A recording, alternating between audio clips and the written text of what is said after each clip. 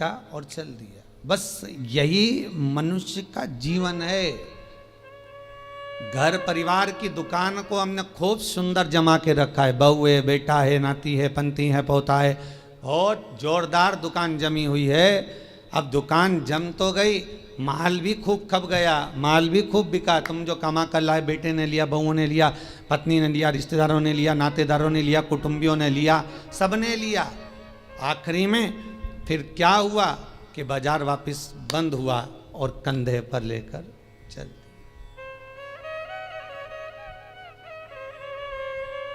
फिर निवेदन करूंगा, तुम दुकान पर बैठकर व्यापार में, व्यवसाय में, नौकरी में, तुम दुकान में जितना बैठकर कमा रहे हो उसका भोग तुम्हारी पत्नी, तुम्हारे बच्चे, बहुएं, पोता पोती, रिश्तेदार, कुटुंबी सब भोगेंगे।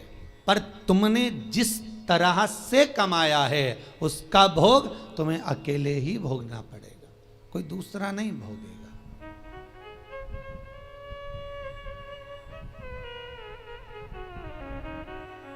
जीवन में कुछ कर्म ऐसा करते हुए चलो।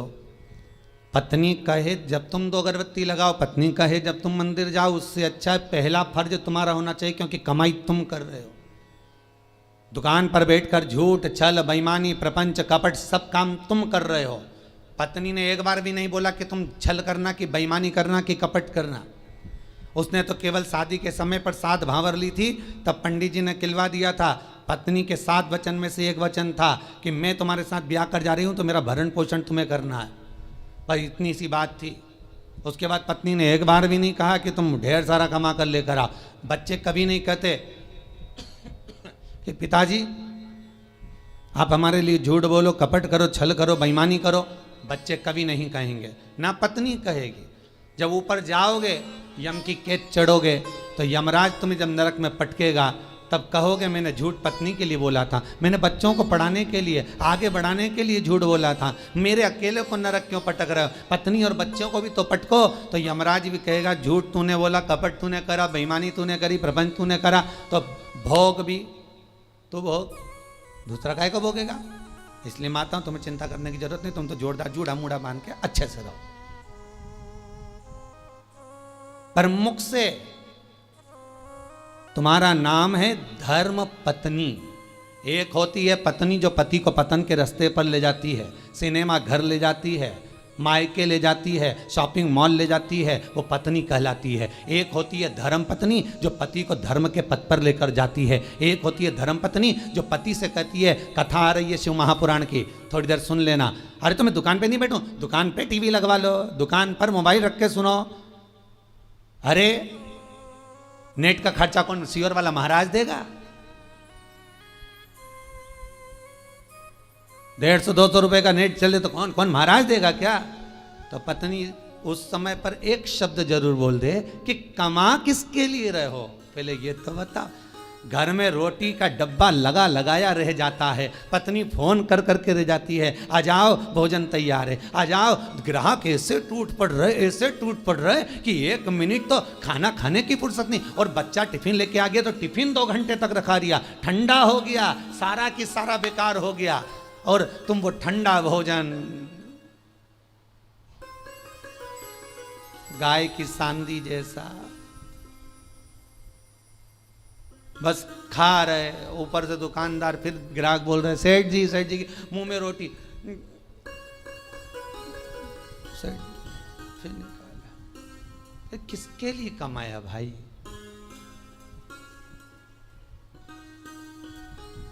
ना राम नाम लीनो तूने भरी जवानी में, तो डूब के मर जा रे चुल्लू भर पानी में।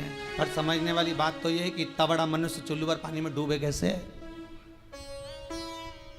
इतना बड़ा मानव चुल्लू भर पानी में डूब के मरेगा तो मरेगा कैसे? ये सोचने वाली बात है। तो उसमें भी शास्त्र में वर्णन किया, जो मनुष्य भगवान का भजन नहीं करता, जो मनुष्य भगवत स्मरण नहीं करता, जो मनुष्य भगवत कीर्तन नहीं करता, जो मनुष्य कभी स्मरण नहीं करता, वो कीड़े की तरह जन्म लेता है और कीड़ा चुल्लू भर पानी में डूबकर मर सकता।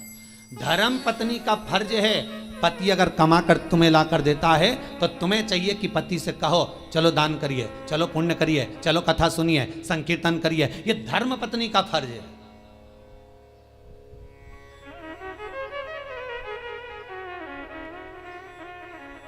सारे कथाकार मिलके, कई बार हमने सुना लोग उसको क्या नाम थी जिसकी नाक कट गई थी रे, है? तुम लोगों को बड़ा मालूम है।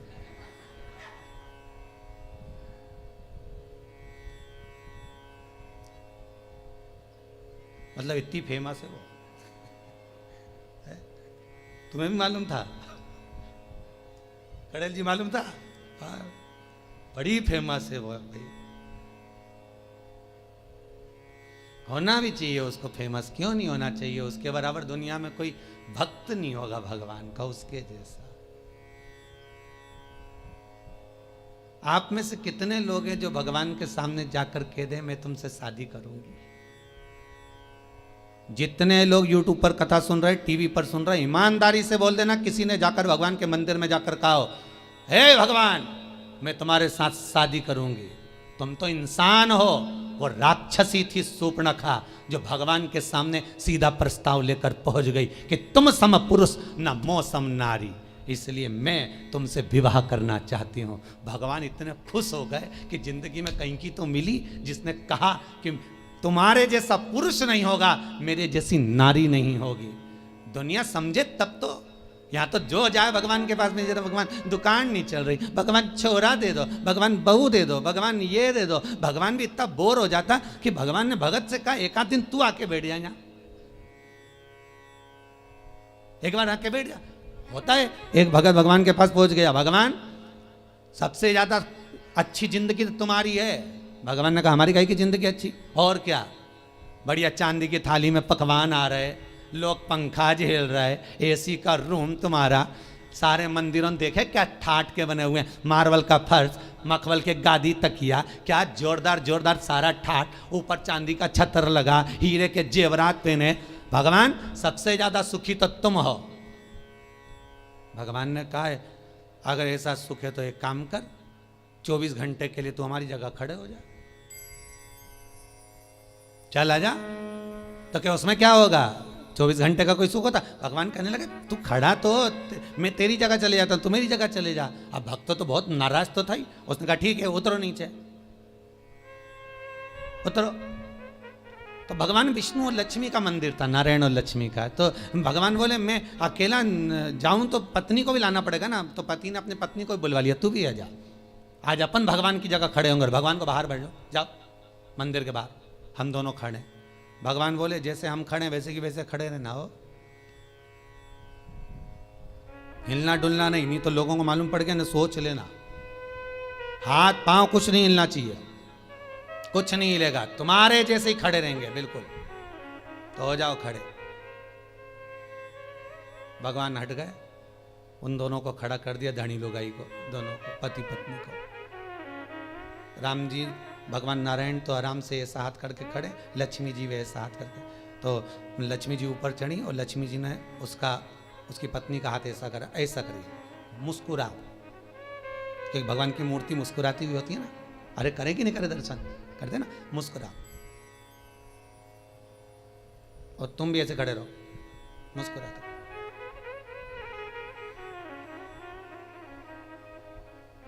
इतना छोटा सा तो काम, एसी का भी तो रूम है, अभी खाने को भी तो चांदी की थाली में सब मिलेगा। पत्नी से बोला खड़े रहे तू तो। भगवान के जाऊं, लक्ष्मी नारायण कहा ठीक है जाओ। अब कब आऊं? भगवान बोले, तो वो बोला अभी हम सारा सुख भोग लें फिर आना आराम से। हाँ ठीक है, कल आ जाऊं कि आज ही आऊं? नहीं तुम तो शाम तक वापिस आ जाओ। हम भगवान वहां तक गए तो इन्होंने मुंह फिर उतार लिया। लक्ष्मी जी बोली मुस्कुराओ, फिर मुस्कुराओ। अब सब भगत दर्शन के लिए आने लगे भगवान के। ये दोनों मूर्ति ऐसे खड़े, कोई के मेरी बहू ऐसी, कोई के मेरा बेटा ऐसा, कोई के धंधा पानी नहीं चले, नीचे से चीटा चढ़ गया।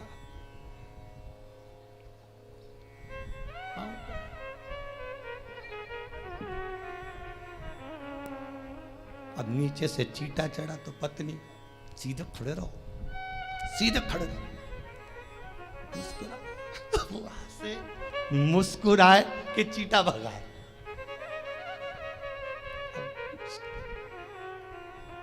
जहां लक्ष्मी जी खड़ी थी वही हाथ लेके मच्छर काटे जा रहा।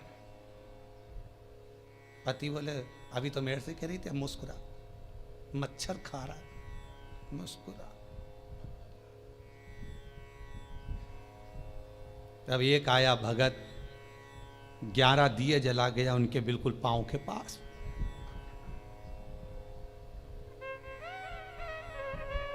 पत्नी बोली आग लगा के मानेगा। पति बोला मुस्कुरा, मुस्कुरा।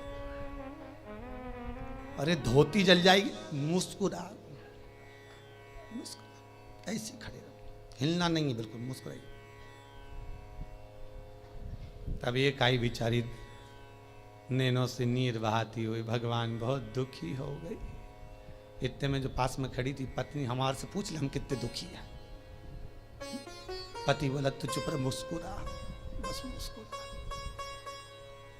चांदी की थाली में भोजन रख के आया। पति पत्नी के मन में धीरज बंधी। 8 घंटे से खड़े थे। घर पे होते तो चाय भी पी लेते, यहाँ तो कुछ भी नहीं आया। अब खाना आया है, जल्दी से खा लेना। पंडित जी थाली लाए, रखी, तुलसी डाली, हाथ में पानी लेके फेरा, घंटी बजाई, थाली ढाकी, वापिस ले गए। वापिस। पत्नी बोली और आएगा क्या? पति बोला चुप रहे, आज का गया अब तो कल ही आएगा। खड़े रहे।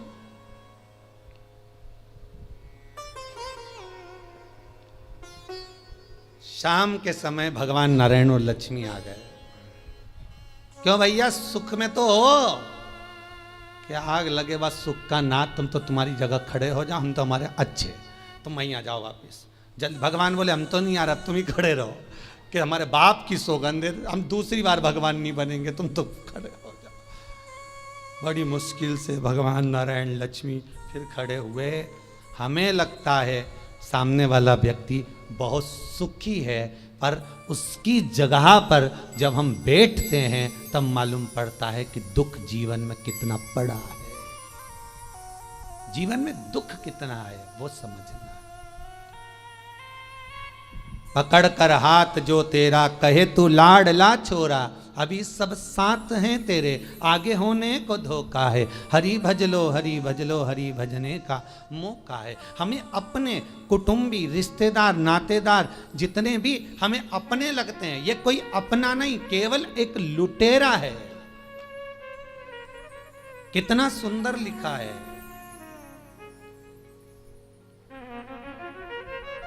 अगर आप लोग कभी गया जी गए होगे पिंडदान करने के लिए, तो गया जी में, गया जी के रेलवे स्टेशन पर एक बड़ा बोर्ड लगा हुआ है कि दुनिया के सबसे बड़े लुटेरे, चोटे घर के लोग ही होते हैं। एक आपकी श्वासें चुरा रहा है, एक आपका समय चुरा रहा है, एक आपका धन चुरा रहा है, एक आपकी संपदा चुरा रहा है। उस रेलवे स्टेशन पर लिखा है कि सबसे बड़े लुटेरे चोटे अपने ही होते हैं, और नीचे लिखा है सावधान रहिए। किससे? किससे सावधान रहे? अर्थात जो लूटने में लगे हुए हैं। कोई कहता पापा जी पापा जी पापा जी कहकर उनका सारा समय खा रहे हैं, मम्मी जी कर कर उसका सारा समय ले लिया, सब कुछ तो समाप्त हो गया। वो चरित्र कितना सुंदर है साहब, कि एक व्यक्ति के घर में शादी थी, बहुत गरीब बड़ा व्यक्ति है,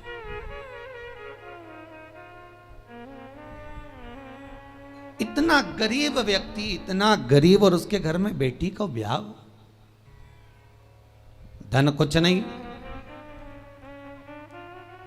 लड़के वालों से कह दिया सा मैं बहुत गरीब बड़ा हूं, मेरे यहां कुछ भी नहीं है, तो कि बारात आएगी तो उसको कुछ तो दे सकते हो, हमें रकम मत दो, दहेज मत दो, पर कोई आएगा तो उसको कुछ तो दोगे ना खाने को।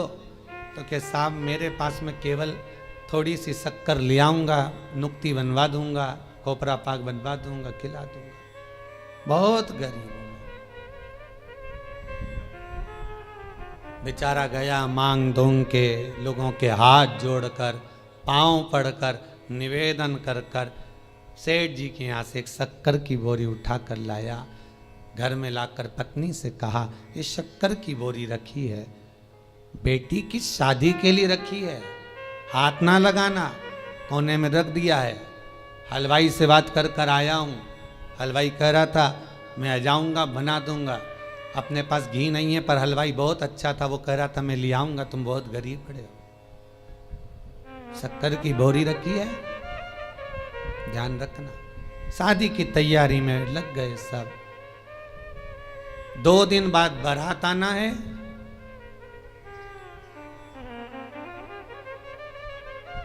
एक दिन पहले हलवाई आ गया। हलवाई ने आवाज लगाया, भैया शक्कर की बोरी लाओ। जब शक्कर की बोरी लेने के लिए गए, जाकर देखा तो वो शक्कर की बोरी केवल खाली पड़ी हुई थी। उस पे किसी बच्चे ने सोया हुआ था, किसी मेहमान का बच्चा, उसने गंदगी कर दी थी। बोरी भी गंदी हो गई, हाथ लगाने के लायक नहीं बची। क्या हुआ था इस बोरी में? समाप्त तो हो गई शादी की एक दिन पहले। बस कुछ नहीं, घर में मेहमान आ गए। गरीब बहुत थे ये, तो मेहमानों को कुछ खिला पिला नहीं पा रहे थे। एक बच्चा बोरी से टिक के बैठ गया, उसने बोरी में उंगली करना प्रारंभ करा, एक छेद बना दिया, छेद में से शक्कर निकाल के खाने लगा। इतने में उसकी माँ आ गई, छोरा क्या कर रहा है? शक्कर खा रहा। माँ ने भगाया, वो भी पल्लू लगा के उसमें से शक्कर निकाल ली। किसी तीसरे ने देख लिया, क्या कर रही? कुछ नहीं, चाय बनाने के लिए शक्कर लिया, वो भी लग गई, उसने भी शक्कर निकाली। जितने मेहमान आए थे सब शक्कर खा गए, रिश्तेदार खा गए, शक्कर की बोरी पड़ी रही। हलवाई आ गया, आवाज लगाया, साहब शक्कर ला दो, चाशनी बनाना है, नुक्ती बना दूं, खोपरा पाक बना दूं, लाओ जल्दी लाओ। अंदर गया तो शक्कर की बोरी तो खाली पड़ी है। आवाज लगाया पत्नी को, सुनती हो? पत्नी दौड़ के आई, क्या हुआ स्वामी, शक्कर की बोरी कहाँ है? पत्नी बोली ये कहीं है। अरे शक्कर की बोरी कहाँ है? तो क्या ये है? तो मैं शक्कर की बोरी पूछ रहा हूं, तो ये क्या नमक की है तो शक्कर की। शक्कर की बोरी कहाँ है? तो ये शक्कर की बोरी की शक्कर कहाँ गई? पत्नी बोले मुझे क्या मालूम कहाँ गई, सब समाप्त हो गई। अब लेकर वो बोरी को गया, हलवाई से कहा भैया अब तो कुछ है नहीं इस बोरी में, झड़ा दी। बहुत गंदी हो गई थी बाहर। आखिरी में उसमें गंदी इतनी हो गई थी कि आग लगाना पड़ी। तो आग लगाते भी झड़ा के देख रहे हैं कि थोड़ी बहुत शक्कर निकल जाए तो चाशनी बन जाए और नुक्ती बन जाए, और कुछ नहीं बन पाया। तब धड़ धड़ाता हुआ बारात आ गई, और बारात दरवाजे पर आई तो रो रहा था। क्यों? क्योंकि खिलाने के लिए, देने के लिए कुछ भी नहीं बचा था। खूब रोया, तड़पा। ये शक्कर की बोरी और किसी व्यक्ति की कथा नहीं, ये अपनी है। ये शक्कर की बोरी है, ये शरीर। जैसे बोरी पेक लेकर आए थे, उसी समय जन्म के समय पर ये बोरी पूरी बंद की बंद आई थी। आंख नहीं खुली थी, कर्ण नहीं खुले थे, मुख नहीं खुला था। संपूर्ण बोरी बंद की बंद आई थी, ये संपूर्ण बोरी। फिर हॉस्पिटल में किसी ने इसमें छेकड़ा कर दिया, डॉक्टर सिस्टर ने धप मारी, छेकड़ा हो गया। सबने शक्कर खाना प्रारंभ कर दी। मेरा लल्ला, मेरा कल्ला, मेरा बल्ला, सब शक्कर खा गए धीरे धीरे धीरे धीरे। और आखिरी समय तक, अंतिम समय जब आ गया, 70-80 साल 90 साल हो गए, शक्कर की बोरी जब पूरी खत्म हो गई, श्वास दुनिया के लोगों ने, रिश्तेदारों ने सब काम में लगा लगा के ले लेकर शक्कर समाप्त कर दी। श्वास जब शरीर से चली गई, शक्कर की बोरी खाली पड़ी हुई है, कोई हाथ नहीं लगा रहा उस शरीर को, वो मर चुका है। यमराज आएगा धड़धड़ाता हुआ बारात लेकर, स्वागत के लिए क्या रखोगे? शक्कर की बोरी पड़ी है। और बचा था तो आग लगाई तो उसमें भी शक्कर के दाने ढूंढ रहे हैं। तीसरे के दिन जाके तो चार हस्तियां ढूंढ रहे हैं कि इससे नुक्ती बनाएं कि खोपरा पाक बनाएं। अब करें क्या? समाप्त।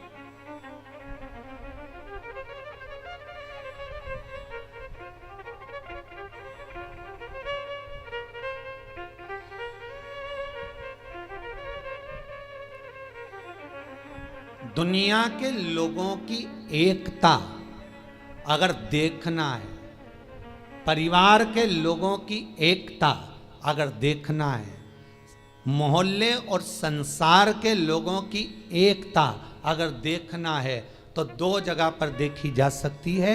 एक, जो व्यक्ति आगे बढ़ रहा है उसको गिराने में, और दूसरा मुर्दे को उठाने में। ये दुनिया के लोगों की एकता, ये दो जगह पर देख सकते हो।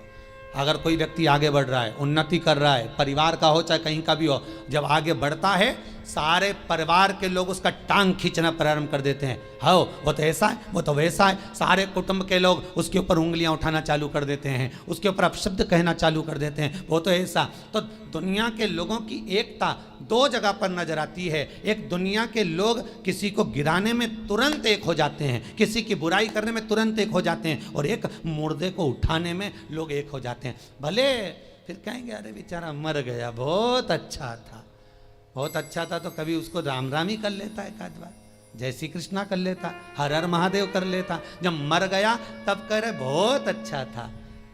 और सबसे अच्छा जब लगेगा जब वो शोक पत्र तुम्हारे पास आएगा और उसमें लिखा रहेगा इतनी बजे से इतनी बजे तक पगड़ी है, इतनी बजे से इतनी बजे तक रसोई है। और जब तुम जाके ना गुलाब जामुन ना खोपरा पाक ने बूंदी जब खाओगे, नुक्ती का रायता में बूंदी डाल डाल के डुबक डुबक के सेव डाल के जब पूड़ी के साथ खाओगे, और जितनी तुमने बुराई करी है उसके घर की नुक्ती और सेव कहीं ऐसी पच जाएगी।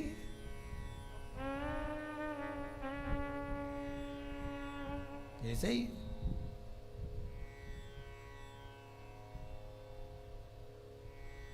सहज नहीं है महाराज।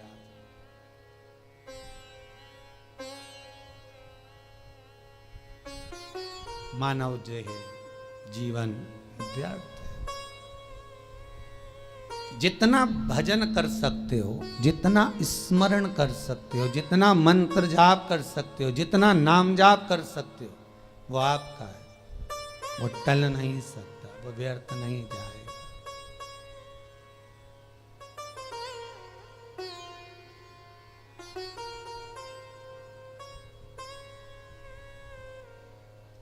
तुम्हारा किया गया भजन, तुम्हारा किया गया कीर्तन और तुम्हारा विश्वास शंकर के प्रति खाली नहीं जा सकता, खाली नहीं जाएगा। विश्वास अगर पूर्ण है तो भगवान मिल जाएगा।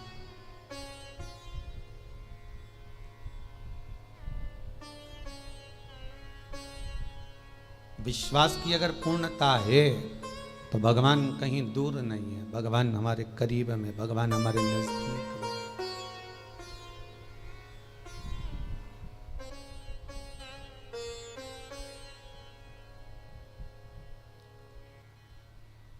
कल गौशाला में हम शाम के समय पर थे, कथा के बाद आप लोग यहाँ कीर्तन कर रहे थे।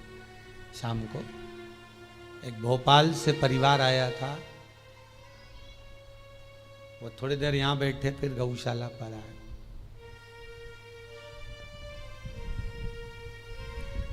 हमने कहा वहाँ जाकर बैठो हॉल में, दर्शन करो, कीर्तन चल रहे हैं, भाभी जी की भजन गा रही थी, कल हम सुन रहे थे वहाँ पर।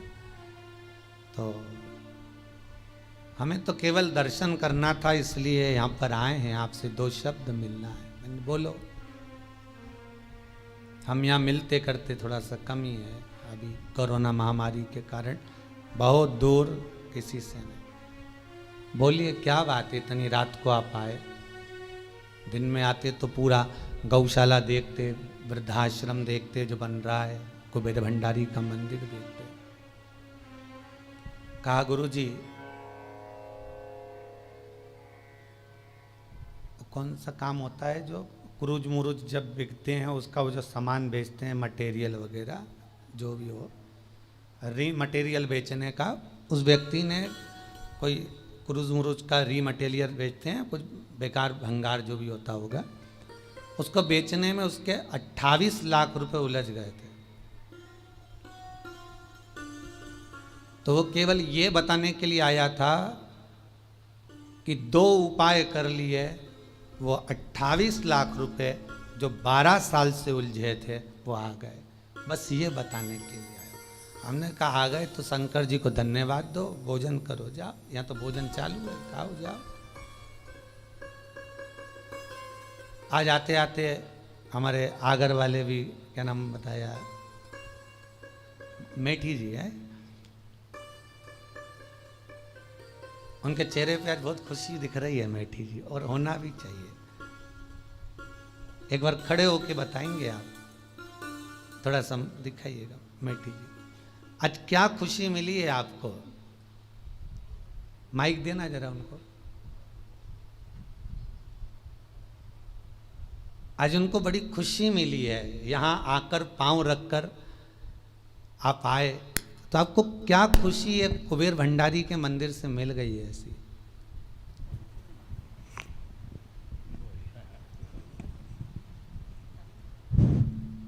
हम आगर से जब चले थे तो इस भावना के साथ चले थे कि गुरुजी से कोई साधन पूछेंगे, ये मेरा बिछोट बच्चा है जी, और ये इसका पुत्र है, ये बहू है, ये बड़ा बच्चा है जी।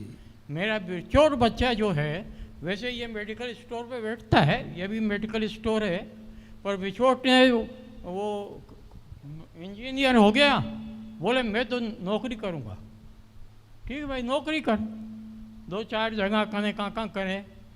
हम आपसे ये निवेदन करने आए थे कि या तो आप इसको कोई परमानेंट नौकरी की कोई साधन बता दो, और नहीं तो इसे घर वापस बुलवा दो। हमने आके यहाँ पे बैठे, पानी वानी पिया, भोजन किया, फिर गौशाला में दर्शन करने गए।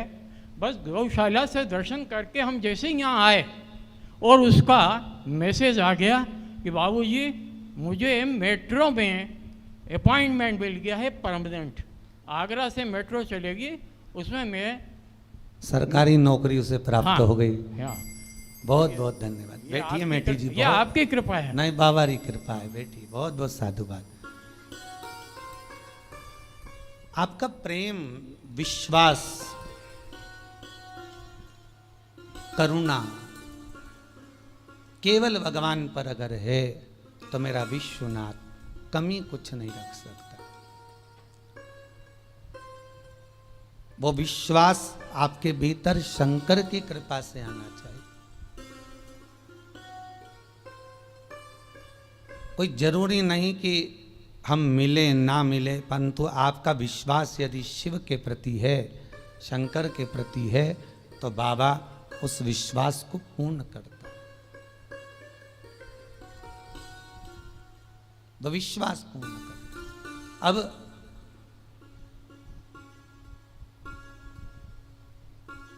हीरा तो सबके भीतर समाया हुआ है, वो भगवत नाम का हीरा, वो सबके भीतर है।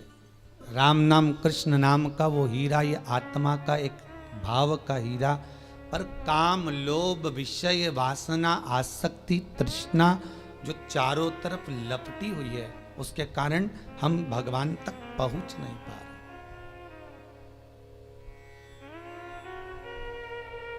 ठंड के दिनों में रेलवे स्टेशन पर जाकर खड़े होंगे तो मालूम पड़ेगा ये एक्सप्रेस इतने घंटे लेट चल रही है। पूछा जाए क्यों, तो कहा धुंध बहुत है, कोहरा छाया हुआ है, इसलिए ये धुंध के कारण, कोहरे के कारण बहुत लेट चल रही है। ट्रेन के सामने धुंध पड़ी है, इसलिए ट्रेन भी लेट हो जाती है। मन के सामने अहंकार की, लोभ की, विषय वासना, काम की धुंध चढ़ी है, इसलिए यह मन मेरे शंकर तक नहीं पहुंच पाता। इस मन को शंकर तक पहुंचाने के लिए अहंकार, काम, लोभ, विषय, वासना, आसक्ति, तृष्णा की धुंध को हटाना होगा। जब ये धुंध हट जाएगी, भगवान मिल जाए, वो प्राप्त हो जाए।